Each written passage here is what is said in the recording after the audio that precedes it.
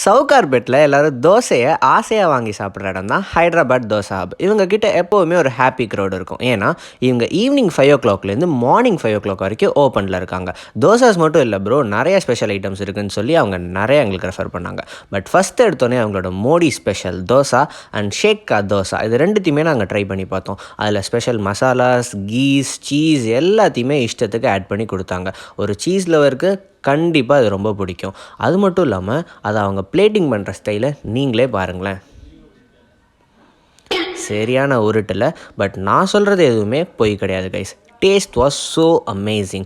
அதை வாங்கி சாப்பிட்டுட்டு அது எல்லாத்த விட சூப்பராக இன்னொன்று அவங்க இருக்குதுன்னு சொன்னாங்க. என்னதுப்பா அது அப்படின்னு கேட்டால் ஸ்பெஷல் சீஸ் தவா பஜ்ஜி. என்ன பஜ்ஜின்னு சொல்லிட்டு போண்டாவை போடுறாங்களேன்னு நானும் யோசித்தேன். ஆனால் டேஸ்ட்டு ரொம்ப ரொம்ப சூப்பர். இதே மாதிரி இட்லி, வடா அப்படின்னு சொல்லிட்டு எல்லாமே இருக்குது. உங்களுக்கு வேணும்னா நீங்களும் அதை ட்ரை பண்ணி பாருங்கள். அண்ட் எல்லாத்தையும் சாப்பிட்டுட்டு என் ஃப்ரெண்டு கொடுக்குற ரியாக்ஷனை பார்த்து ஒரு ஆண்டி, என்னப்பா அவ்வளோ சூப்பராக இருக்கா அப்படின்னு கேட்டால், ஆமாம் ஆண்டி, கண்டிப்பாக ட்ரை பண்ணி பாருங்கள் அப்படின்னு சொன்னாலும் minimum preparation time is 20 minutes guys. And இங்கே வரவங்க எல்லாருமே நின்று தான் சாப்பிடணுமா அப்படின்னு கேட்டால் டெஃபினெட்லி நாட்.